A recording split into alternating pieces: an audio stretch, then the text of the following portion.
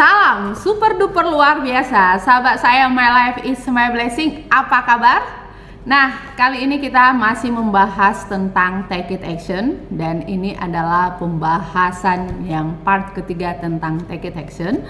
Setelah kita sudah membahas di part pertama, yaitu ketakutan, kekhawatiran, keraguan adalah momok yang paling utama ketika Anda ingin mencoba Take It Action. Dan yang kedua adalah bagaimana caranya agar Anda berani mengatasi rasa kekhawatiran, ketakutan, dan hambatan tersebut adalah dengan di part kedua kita sudah membahas gunakan visualisasi Anda sebelum melakukan Take It Action, karena visualisasi itulah yang akan menjadi mapping bagi Anda untuk menuju setting goal Take It Action Anda. Di part yang ketiga ini kita akan membahas apa yang terjadi ketika setelah Anda melakukan Take It Action, Anda di sebuah persimpangan. Apakah Anda tetap melanjutkan Take It Action Anda, atau justru sebaliknya Anda ingin menyerah pada impian Anda?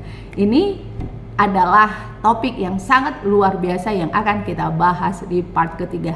Tetapi sebelumnya, sahabat saya, boleh dong di like, di komen, dan di subscribe channel kita Email Grisel.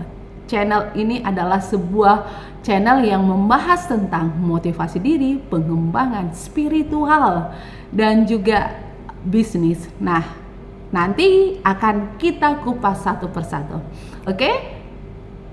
Subscribe, like, dan komen agar saya lebih semangat lagi bahas tentang pengembangan diri yang ilmu yang sangat luar biasa ini. Oke, sahabat saya, ketika Anda berada di sebuah persimpangan, satu-satunya malaikat penyelamat Anda yang dapat menolong Anda, dan tidak hanya menolong Anda, tetapi juga sebagai pengakses harta karun yang terpendam di dalam diri Anda, yang membuat Anda semakin kaya raya, itu adalah intuisi Anda. Jadi jika Anda berada di dalam sebuah persimpangan, tanya intuisi Anda. Inilah yang akan kita bahas. Sebenarnya apa sih hubungan intuisi Anda dengan kesuksesan Anda? Well, saya akan memberikan sebuah ilustrasi, dan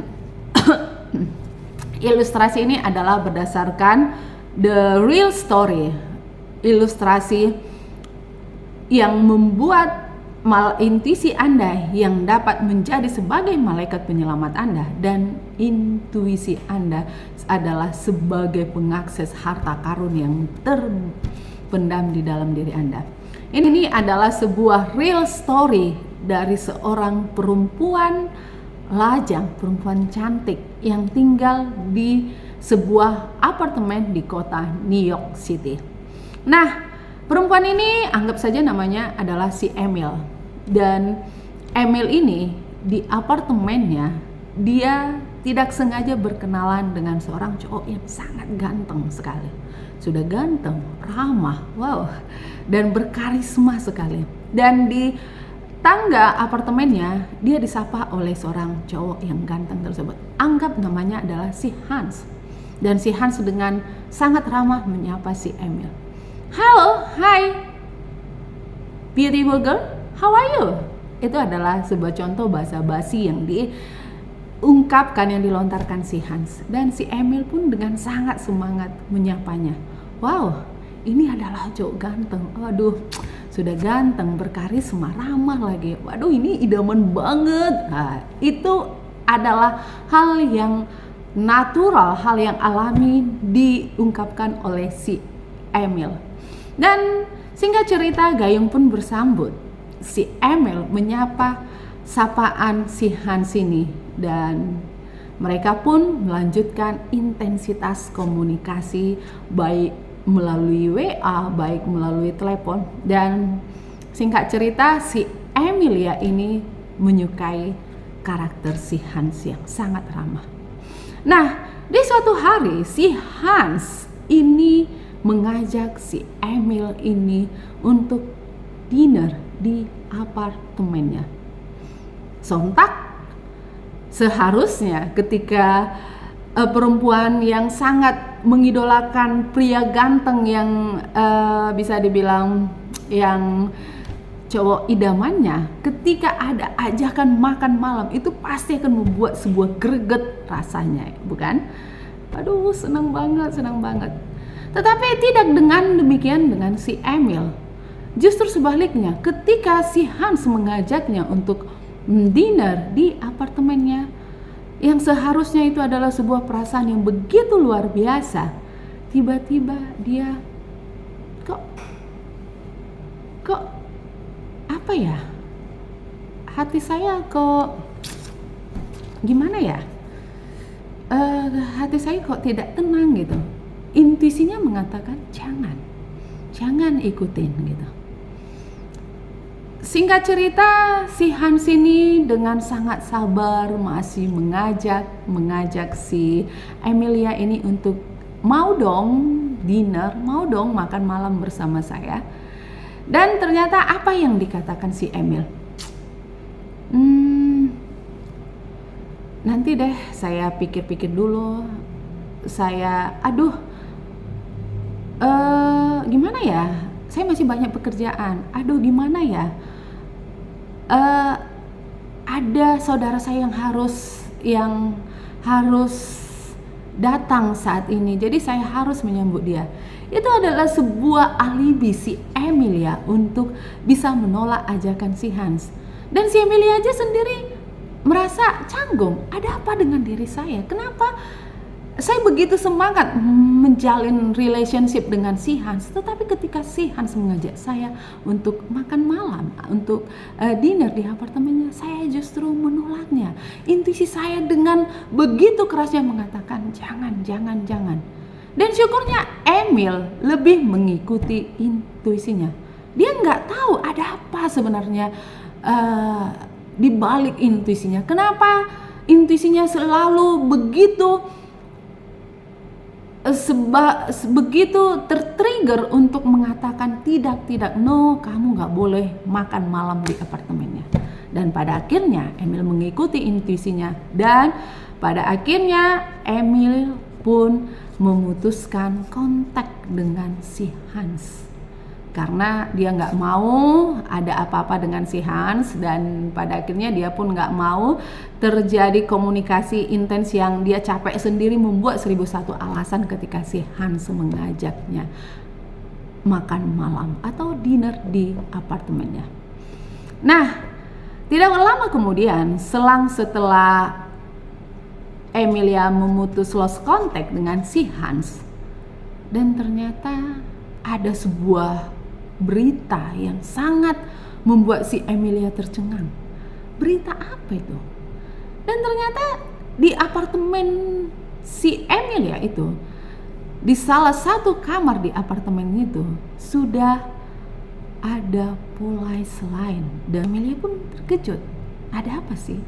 Kenapa apartemen tiba-tiba ada masalah yang sampai polisi berbondong-bondong untuk melakukan sebuah penelitian atau penyidikan? Dan begitu tertriggernya si Emilia, sampai pada akhirnya si Emilia mencari tahu ada apa di apartemennya. Dan yang lebih mengherankan lagi, ternyata di kamar Hans sendiri adalah kunci rahasianya. Ada apa dengan kamar si Hans? Apakah Hansnya bunuh diri, atau apakah Hansnya terkena narkoba, atau gimana? Emilia semakin bersemangat sekali untuk memperoleh informasi yang terkait dengan kamar si Hans. Dan tebak apa yang terjadi? Ternyata informasi yang diperoleh si Emil dari polisi yang sedang mengusut kamar di apartemen si Hans itu, diketahui bahwa Hans adalah seorang predator wanita, dan setiap perempuan yang dikencaninya pasti dibunuhnya. Wow, luar biasa bukan? Dan si Emil pun sontak dia, aduh Tuhan, terima kasih. terima kasih, terima kasih intuisiku. Itu adalah sebuah real story, diungkapkannya melalui sebuah majalah apa saya lupa gitu. Nah, ini adalah intuisi yang bisa menjadi malaikat penyelamat Anda hanya jika Anda mendengar intuisi Anda. Nah, yang kedua adalah bagaimana ilustrasi sebuah intuisi Anda bisa menjadi akses harta karun yang terpendam di dalam diri Anda. Dan ini adalah memang benar-benar real story dari pengalaman pribadi saya sendiri. Tepatnya di bulan September 2019 saya mulai memberanikan diri melakukan investasi di bidang saham. Dan tentu saja sebagai ilmu yang sangat masih baru di bagian saham, saya masih buta, saya masih perlu banyak belajar. Dan inilah yang saya lakukan ketika saya mencoba memasuki dunia investasi saham, yaitu mengikuti sebuah pelatihan, training, coaching yang dilakukan oleh Sekuritas, di mana saya membuka rekening portofolio saya. Dan singkat cerita, setiap seminar atau coaching pelatihan yang saya ikuti itu selalu diingatkan kepada kami pesertanya agar jangan bermain saham gorengan. Anda tahu dong saham gorengan? Ya, saham gorengan saham yang katanya yang merupakan bagian dari second linear atau third linear, saham yang harga 50 perak. Dan apa yang diulangi, apa yang selalu diinformasikan oleh para pelatihnya menjadi sebuah repetisi yang selalu saya ingat dan masuk ke pikiran bawah sadar saya bahwa kalau saya melakukan investasi, intinya jangan pernah coba-coba main di saham gorengan. Itu adalah yang dikatakan oleh para coachnya dan saya pun mengikutinya. Dan apa yang terjadi? Yang terjadi adalah ketika saya memilih untuk memasuki dunia investasi saham, saya memilih fundamental analis. Sebagai fundamental analis artinya saya melihat dulu laporan keuangannya, bagaimana PR-nya, bagaimana PBV-nya, apakah saham ini masih murah atau kemahalan. Saya membaca buku-buku Warren Buffett dan John Templeton, Charles Munger, dan masih banyak lagi. Dan pada akhirnya apa yang dikatakan oleh coaching itu saya ambil, saya ikuti, benar-benar real story, benar-benar saya tidak menyentuh yang namanya saham gorengan. Nah, singkat cerita, di tahun 2019 akhir, apa yang saya lakukan itu, saya sudah melakukan pemilihan saham baik secara fundamental dan melihat saham-saham yang blue chip, saham-saham yang layak untuk saya beli. Dan ternyata di tahun 2019, di masa COVID awal mula memasuki dunia, disinilah yang menjadi titik runtuh dari persahaman Indonesia, bukan hanya Indonesia tapi seluruh dunia, di mana banyak pelaku investor, pelaku modal itu merealisasikan baik itu profitnya, baik itu kerugiannya, merealisasikan, mengamankan cash mereka. Dan mereka akibat mengamankan cash yang berjamaah ini, yang terjadi saham drop, ARB berhari-hari, dan ini sangat meresahkan masyarakat. Bayangkan bisa satu hari itu 35% untuk saham second linear atau saham gorengan dan 25% untuk saham blue chip. Dan apa yang terjadi? Yang terjadi adalah masyarakat merasa panik. Dan untuk mengantisipasi kepanikan ini, maka pemerintah membatasi dari 25-35% ARB menjadi hanya 7%. Dan singkat cerita, saya juga adalah mengalami hal yang sama. Saya mengalami floating loss sekitar 80%. Dan masalahnya, uang yang saya pakai itu adalah uang dari hasil tabungan saya dan juga hasil dari usaha saya. Jadi bisa dikatakan saya benar-benar minim cash. Sementara sebagai seorang pelaku usaha, cash adalah sebagai blood bagi saya. Itu adalah sebagai darah yang harus sedia bagi saya. Karena dengan cash kita bisa menutupi seluruh biaya operasional, gaji karyawan, bayar uang listrik, dan singkatnya di bulan 5 saya harus butuh cash untuk bayar sewa buku. Tentu saja ini menjadi sebuah bumerang bagi saya.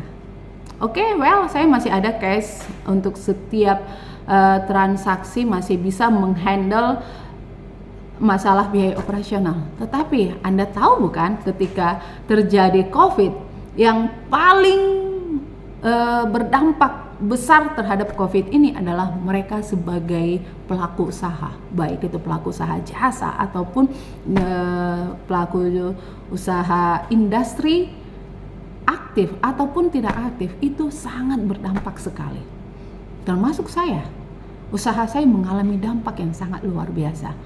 Omsetnya yang misalnya saya mendapat 5 jeruk setiap hari, syukur-syukur 1 jeruk saja sudah syukur. Dan itu sangat berdampak sangat luar biasa sekali terhadap usaha saya. Nah, di satu sisi saya juga butuh uang cash untuk membayar sewa ruko saya. Sementara uang saya itu sudah saya tanamkan di saham yang saat ini floating loss-nya sekitar 80%. Sangat make sense bukan kalau saya tidak mau mengambilnya, karena 80% rugi dong. Sangat rugi, nggak mau. Pada akhirnya apa yang saya lakukan? Yang saya lakukan adalah saya bertanya ke dalam diri saya sendiri. Saya sangat butuh uang cash untuk bayar sewa ruko. Anda pasti tahu berapa bayar sewa ruko di kota besar. Dan apa yang dikatakan oleh hati saya?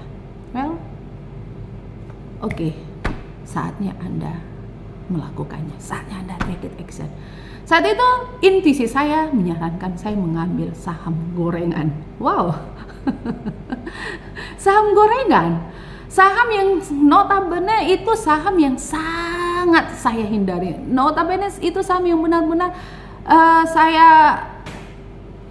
saya larang di dalam diri saya untuk tidak pernah mengambilnya, menyentuhnya, apalagi memikirkannya. Tetapi tiba-tiba intuisi saya menyarankan saya untuk mengambil saham gorengan. Dan pada akhirnya saya coba untuk menolak. Saya menolaknya, tetapi semakin saya menolak, intuisi saya semakin bergaung, semakin bergema. Ambil sahamnya. Dan akhirnya saya mencoba untuk memberanikan diri. Saat itu saya ambil sahamnya, itu adalah saham WIM atau Wismilak. Dari harga 50 saat itu WIM sudah mulai rebound ke harga 135.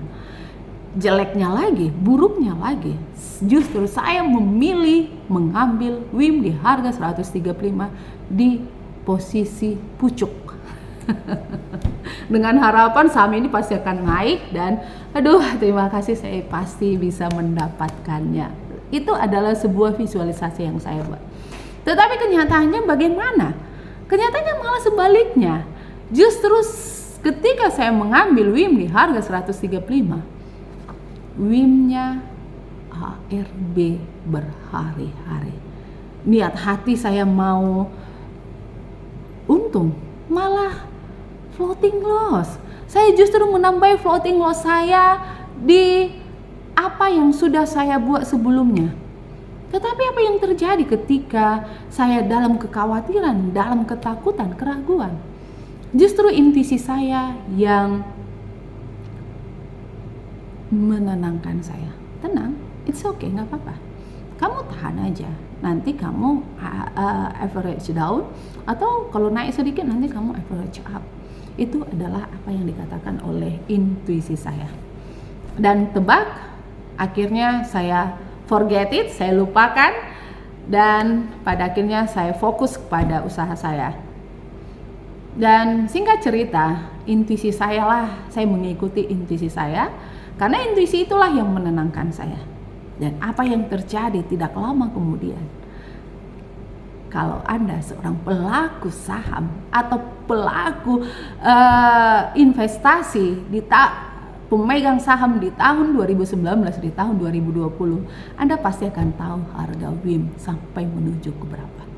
Dan pada akhirnya WIM menuju ke 1.200 dan saya merealisasikan profit saya di harga 1.000. Dan hanya dengan WIM saat itu saya punya modal, tinggal sisa modal yang saya memiliki saat itu hanya 5 juta. 5 juta untuk menutupi sewa ruko saya. Coba tebak sahabat saya, apa yang terjadi? Yang terjadi adalah WIM di harga 1.000 dan saya merealisasikan profitnya sebesar 80 juta. Wow. Ternyata memang benar, bukan? Intuisi Anda itu adalah bisa sebagai pengakses harta karun di dalam diri Anda jika Anda mempercayainya. Nah, jika kita sudah membahas tentang intuisi itu adalah sebagai malaikat penyelamat Anda dan juga sebagai pengakses harta karun yang terpendam di dalam diri Anda yang bisa membuat Anda semakin kaya. Sebenarnya sahabat saya, apa sih intuisi itu? Apa sih intuisi itu? Well, intuisi itu adalah jantung jiwa Anda. Jantung jiwa Anda inilah yang menghubungkan Anda pada kecerdasan yang lebih tinggi dari Anda, yaitu higher yourself yang kita yakini, yang kita percaya adalah Tuhan. Nah, ketika intuisi ini adalah jantung jiwa Anda, inilah yang melindungi dan membimbing Anda. Ia tahu semua yang Anda inginkan di dalam hidup ini dan ia tahu cara bagaimana menuju dan mendapatkannya ke sana. Yang perlu Anda lakukan hanyalah menenangkan pikiran dan ajukan pertanyaan dan dengar hati Anda. Ini adalah sebuah intuisi. Nah, kalau intuisi itu adalah jantung jiwa Anda dan ini adalah terhubung ke higher yourself, pertanyaannya, kenapa mereka lebih banyak mengikuti logika mereka daripada intuisi mereka? Kenapa? Karena kita manusia, ketika kita semakin bertumbuh, semakin dewasa, maka yang kita lebih percaya itu adalah logika dan penalaran kita. Nah, ketika Anda lebih percaya pada intelek, pikiran, atau penalaran Anda, maka sejatinya disitulah kita sudah mengingkari kecerdasan kosmik. Apa itu kecerdasan kosmik? Itu kecerdasan alam semesta, di mana kecerdasan kosmik ini tidak diperoleh, tidak bisa diakses dari penalaran, dari logika Anda. Well, jadi di manakah kecerdasan kosmik itu berada? Sahabat saya, di mana? Kalau itu ada di logika kita, pasti orang yang sangat pintar, pasti mereka sudah tahu apa itu kecerdasan logika, kecerdasan kosmik. Tetapi nyatanya itu tidak dapat diakses. Itulah yang menjadi alam bawah pikiran sadar Anda. Yaitu kecerdasan kosmik itu ada di dalam segala hal. Di dalam segala hal. Contohnya di alam semesta ini. Kenapa alam semesta ini begitu teraturnya dari tata surya, bumi, lautan, mempunyai sebuah komponen yang sangat teratur? Siapakah yang menggerakkan itu semua? Itulah kecerdasan kosmik itu sendiri. Saya berikan contohnya lagi, hal yang paling kecil. Ketika kita hanya makan nasi, maka yang keluar dari hasil pencernaan kita bukan nasi, bukan? Tetapi tapi dari sebuah ampas yang sudah sari-sarinya sudah diedarkan oleh seluruh organ tubuh kita untuk bisa menjadi vitamin kita. Itulah contoh kecerdasan kosmik yang secara real bisa kita rasakan tetapi tidak bisa kita lihat. Oke, kita lanjutkan. Jadi, jika kecerdasan kosmik itu tidak dapat diakses oleh nalar Anda, oleh pikiran logika manusia, jadi di manakah kecerdasan kosmik itu berada? Yaitu kecerdasan kosmik itu ada di dalam segala hal. Itu ada di substansi nyata yang seperti yang saya ungkapkan itu tadi, yang seperti saya berikan contoh kecerdasan kosmik. Dan substansi nyata itu yang menggerakkannya adalah Tuhan. Dan wujud dari gerak itu adalah berpikir. Sehingga ketika Anda berpikir, maka akan diperoleh sebuah vibrasi, getaran. Nah, seperti yang pernah saya upload videonya, getaran apa sih yang sebenarnya diinginkan oleh alam semesta? Saya sudah mengupload videonya, bukan? Nah, kalau Anda mau tahu getaran seperti apa yang diinginkan oleh alam semesta, klik lagi video linknya, oke? Nah, jadi ketika pikiran itu bergetar dan getaran itulah yang menjadi sebuah gerak, dan gerak itu harus cerdas, dan sifatnya gerak itu tidak dapat dipikirkan oleh gerak lain. Dan ketika pikiran itu tidak dapat digerakkan oleh gerak lain, tidak ada yang memprediksi kapan datangnya, tidak ada yang memprediksi kapan muncul tiba-tiba sebuah ide sama kita. Itu adalah salah satu contoh dari kecerdasan kosmik itu sendiri. Nah, dan pikiran itu tidak berada di otak. Pikiran, kecerdasan itu bukan berada di otak, tetapi pikiran itu sendiri berada di zat lain yang menggerakkan otak itu. Yaitu apa zat lain yang menggerakkan otak itu? Itu adalah zat roh yang hanya ada pada manusia sejati. Wow, menarik bukan? Wow, ini adalah ilmu yang sangat luar biasa. Well, kita akan lanjutkan. Jadi jika otak itu tidak berpikir, jadi apa guna otak itu? Otak itu adalah hanya sebagai media tempat zat itu berpikir. Zat itu digerakkan oleh zat roh, yaitu zat kecerdasan Tuhan yang luar biasa. Jadi otak itu hanya sebagai media untuk mengungkapkan pikirannya. Itulah yang digunakan melalui otak kita. Dan manusia adalah substansi yang berpikir dan merupakan bagian dari substansi kosmik. Tetapi manusia itu terbatas. Sedangkan kecerdasan kosmik itu tidak tak terbatas. Maka inilah yang dikatakan oleh Steve Jobs. Tidak salah seorang Steve Jobs mengatakan bahwa ikuti intuisi Anda. Entah kenapa intuisi Anda lebih tahu apa yang dibutuhkan oleh diri Anda dan tahu bagaimana mendapatkannya. Jadi itu adalah sebuah ilmu yang saya peroleh dari Science of Being Great karangan Wallace de Wattles.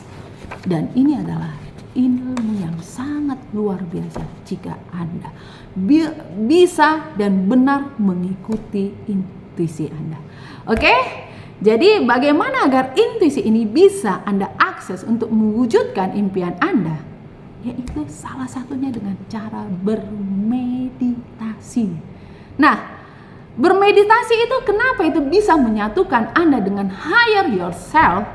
Karena bermeditasi itu adalah cara Anda menyatu dengan higher yourself agar Anda dapat memiliki kebijaksanaan untuk mengetahui tujuan yang benar untuk dicari dan cara yang benar untuk digunakan mencapai tujuan tersebut.